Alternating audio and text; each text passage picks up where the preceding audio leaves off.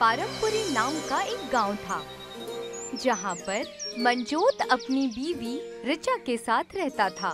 मंजोत गांव में लकड़ी काटकर लोगों के घर बनाता था और मरम्मत भी किया करता था। मंजोत दिल का साफ इंसान था। सारे गांव वाले उसे अच्छा मानते थे। जो मजा लोगों के घर बनाने में है, वो खुशी किसी भी और चीज में नहीं है। हाँ, अच्छा तो लगेगा ही। बारिश के महीने में काम जो इतना मिल रहा है, इसीलिए इतने खुश हैं आप। हाँ, काम मिल रहा है तो क्या, लोगों के घरों को बारिश से बचाना काम है मेरा। तुम ही लोगों का अच्छा करते रहते हो, मगर गांव वाले तो जरा भी अच्छे नहीं हैं।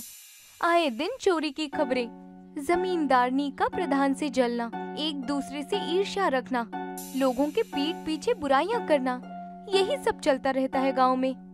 अगर सब बुरा करते हैं तो इसका मतलब ये नहीं है कि हम भी उनके साथ बुरा ही करें।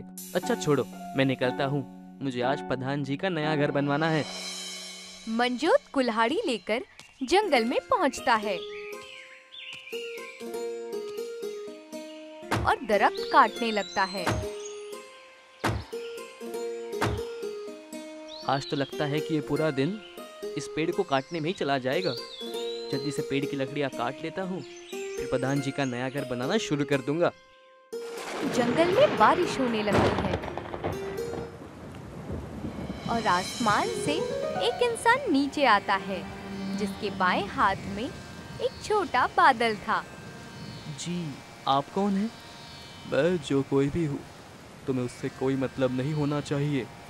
बस इतना जान लो कि मैं बारिश की ओर से आया हूँ और जल्दी ही गांव में बाढ़ आ जाएगी, जिस वजह से ना कोई घर में रह पाएगा और ना कोई घर के बाहर। ऐसा कोई व्यक्ति नहीं होगा जो ज़मीन पर पैर रख पाएगा। मगर क्यों? ऐसे तो सब मर जाएंगे। इस गांव के लोगों के पापों का घड़ा भर चुका है। सिर्फ तुम ही एक यहाँ पर हो जो सबसे ज़्यादा नेक दिल हो। ध्यान से सुनो, मैं तुम्हें कुछ बताने जा रहा हूँ।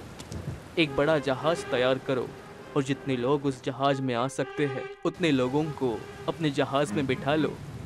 मेरे हाथ में एक बादल का हिस्सा है, ये जल्दी ही काले बादल में बदल जाएगा और सुनामी की लहर इस गांव को अपने साथ बहा ले जाएगी। पर मैं इतना बड़ा जहाज इतनी जल्दी बनाऊंगा कैसे? बारिश की ओर से आया हुआ आदमी मंजोत को एक बड़ी सोने की कुल्हाड़ी देता है। इससे तुम एक बार में ही पेड़ काट सकते हो। ये सिर्फ और सिर्फ तुम ही इस्तेमाल करना। इसे छूते ही तुम्हारे पास अति मानव लकड़हारे की शक्ति आ जाएगी। जाओ और जो काम मैंने सौंपा है उसे पूरा करो।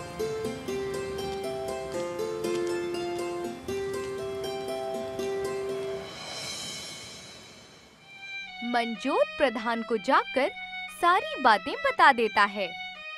अगर ऐसा है तो तुम जहाज बनाना शुरू कर दो।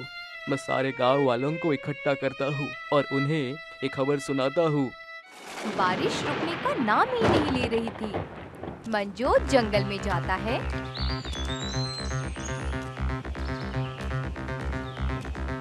और उस कुल्हाड़ी से दरख्त काटने लगता है। मंजोत बड़ी सी जहाज बनाना शुरू कर देता है और दूसरी ओर प्रधान गांव वालों की बैठक बुलाकर उन्हें सारी बातें बताता है। अच्छा, तो अब ये प्रधान जी कोई नया नाटक लेकर आए हैं। मैं तुम्हारी बातों पर यकीन नहीं करती। ये नाटक नहीं है, ये सच है। तुम खुद अपने आंखों से देख सकती हो कि बारिश कितने दिनों से रुक ही नहीं रही है। एक हफ्ते बाद ये गांव पूरी तरह पानी में डूब जाएगा। गांव वाले प्रधान की बात मान लेते हैं, मगर जमींदारनी जहाज में बैठने से मना कर देती है और सिर्फ एक हफ्ते बाद मंजोत एक बड़ी सी जहाज बना लेता है। जमींदारनी को छोड़ प्रधान और बाकी लोग जहाज में चढ़ जाते हैं। गांव में सन्नाटा सा छा जाता है। फिर एक बड़ी सी लहर गांव में घुसती है। देखो देखो, पानी की लहर पूरे गांव को बर्बाद करने के लिए आ रही है। लेकिन हम सबको इससे डरने की जरूरत नहीं है। हमें तो ये जहाज बचा लेगा। जमींदारनी जहाज की तरफ चली आती है। अरे रुको रुको, मेरे लिए, मुझे छोड़कर कहाँ जा रहे हो? मंजोत जमींदारनी को भी जहाज में ले लेता है और सुनामी पूरे गांव को अपने अंदर समेट लेती है। बाल बाल बच गई मैं। जमींदारनी जहाज को देखती है और चौंक जाती है। ओह, ये कितनी बड़ी जहाज है, मगर यहाँ पर इतनी सारी लकड़ियाँ क्यों रखी हुई हैं? मंजोत गांव वालों से कहता है। गांव वालों, ध्यान से सुनो। इन लकड़ियों को मैंने आप लोगों के लिए जमा किया है। मेरे पास इतना वक्त नहीं था कि मैं जहाज में आप लोगों के लिए घर बना सकूं। वाह मंजोत, तुम ना होते तो हमारा क्या होता। सबके घर बराबरी के साथ बनाए जाएंगे। घर में रहने वाले परिवार के हिसाब से घर को बनाया जाएगा। जी, अगर घर में कम सदस्य रहते हैं तो उनके लिए छोटा घर बनाया जाएगा, और अगर ज्यादा लोग रहते हैं तो बड़ा घर बनाया जाएगा। बिल्कुल नहीं, मुझे ज्यादा जमीनें इस जहाज में चाहिए। गांव में मेरे जमीन ज्यादा थे। चुप रहो, ये गांव नहीं है जहाँ जो चाहो वो करो। किस हक से तुम बड़ा घर मांग रही हो? मंजोत ने जैसा कहा है वैसा ही होगा। हाँ, अबे तुम जमींदारनी नहीं हो, एक आम इंसान हो हमारी तरह। सब अपना अपना घर बनाने लगते हैं और जमींदारनी असलियत को पचा नहीं पाती है। एक वक्त था जब मेरे पास कितनी सारी दौलत और शोहरत थी। जमीनों की कभी कमी नहीं थी। खेतों का खान पान भी बढ़िया था। सब इज्जत से पेश आते थे। ये सब एक ही बार में मेरे हाथ से चला गया, सब इस सुनामी की वजह से। अब सब लोग सिर्फ मंजोत और प्रधान को ही इज्जत देते हैं। मुझे कुछ करना होगा। तभी जमींदारनी का पुराना कर्मचारी वीरू उसके पास आता है। आओ वीरू आओ, क्या हुआ? जब से जहाज में आए तब से मिलने ही नहीं आए। काम वगैरह नहीं करना है क्या? चलो बताओ, ये मंजोत की कुल्हाड़ी का क्या मसला है? जी, मंजोत के पास कुल्हाड़ी है तो उसके पास बेहद ताकतवर इंसान की ताकत आती है। और तो और मैंने तो ये भी देखा है कि उस कुल्हाड़ी से जब पेड़ को काटा जाता है तो वो पेड़ फिर से उग जाता है और फल भी देने लगता है। और मालकिन जी, रही बात काम की, तो मैं आपके लिए अब आगे से काम नहीं करने वाला। इतना कहकर वीरू वहाँ से चला जाता है और दूसरी ओर प्रधान और मंजोत जहाज में सबके लिए बराबरी का घर बना लेते हैं। जमींदारनी को भी एक घर मिलता है जो कि एक इंसान के रहने बराबर होता है। नहीं नहीं, मैं यहाँ कभी नहीं रहूंगी। मेरा घर इससे काफी बड़ा था। इसमें तो सिर्फ एक ही इंसान रह सकता है। मुझे सब वापस लेना होगा। मैं उस मंजोत से सब छीन लूंगी। मंजोत और प्रधान जहाज पर बची लकड़ी को काट रहे थे। तभी जमींदारनी हाथ में लड्डू लेकर वहाँ पहुँचती है। प्रधान और मंजोत, आप लोगों का बहुत बहुत शुक्रिया गांव वालों और मेरी मदद करने के लिए। मुझे नया घर देने के लिए भी शुक्रिया। ये लीजिए, मैं आप लोगों के लिए लड्डू लेकर आई हूँ।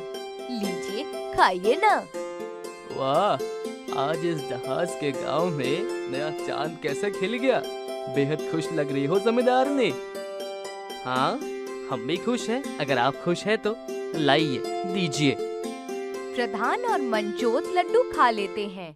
खाने के कुछ वक्त बाद ही वो दोनों नीचे गिर जाते हैं, गहरी नींद में सो जाते हैं। और जमींदारनी मंजोत की कुल्हाड़ी को चुरा लेती है और अपने घर के पास आ जाती है। अब आएगा मजा। मैं अपना घर इस जहाज में सबसे बड़ा बनाऊंगी। फिर से एक बार मेरा डंका बजेगा। गांव में फिर एक बार लोग मेरी इज्जत करेंगे और मेरे नीचे काम करेंगे। जमींदारनी कुल्हाड़ी लेती है। ये कुल्हाड़ी तो बहुत ताकतवर है। इसे पकड़कर मानो मुझ में एक अलग सा बल आ गया हो। अब आएगा मजा, जब मैं दूसरों के घर भी इस कुल्हाड़ी के दम से लूटने लगूंगी। जमींदारनी आजू बाजू के सारे घर तोड़ देती है और उनके घर की लकड़ियों से खुद का एक महल बनाना शुरू कर देती है। दूसरी ओर मंजोत और प्रधान जब होश में आते हैं, गांव की तब तक काया ही पलट जाती है। जहाज में जमींदारनी का महल बन जाता है। मंजोत और प्रधान जमींदारनी से मिलते हैं। जमींदारनी, ये सब तुम क्या कर रही हो? क्या तुम हालात नहीं समझ पा रही? ये वक्त अपने लालच के लिए काम करने का नहीं है। मेरी कुल्हाड़ी आपने मुझसे चुराई है। वो मेरी कुल्हाड़ी है, मुझे वापस कर दीजिए। नहीं, ये कुल्हाड़ी मुझे बारिश की ओर से आए हुए आदमी ने दी है और कहा है कि मैं इसे जिस तरीके से चाहूँ उस तरीके से इस्तेमाल कर सकती हूँ। मैं वो सब बनाऊंगी इस जहाज में जो एक वक्त में मेरा हुआ करता था। चलो, मुझे और भी काम है, मैं निकलती हूँ। जमींदारनी वहाँ से निकल जाती है। झूठ! ये साफ झूठ कहा जमींदारनी ने। ये मेरी ही कुल्हाड़ी है। मैं जानता हूँ मंजोत, और मुझे यकीन है कि जिसने तुम्हें ये कुल्हाड़ी दी होगी वो ये सब देख रहा है और वही जमींदारनी को उसके किए की सजा देगा। तभी आसमान में बिजली गरजने लगती है और बादल काले हो जाते हैं और बरसात और बारिश की ओर से आया हुआ आदमी फिर अपने हाथ में बादल का एक कण लिए वहाँ पर आता है। मुझे अच्छी तरह से याद है कि मैंने ये कुल्हाड़ी मंजोत को दी थी, तो ये मुझे अभी किसी लालची के हाथ में क्यों दिखाई दे रही है? भीग गया सारा गांव, मगर फिर भी तुम ये बात ना समझी। जाओ, तुम्हारे बड़े खेत और मकान जिसे तुम इतना चाहती हो, अब मैं देखता हूँ कि तुम वो सब लेकर जो तुम्हारा था क्या पाती हो। मगर मेरा घर और खेत गांव में है और गांव पूरी तरीके से पानी में है।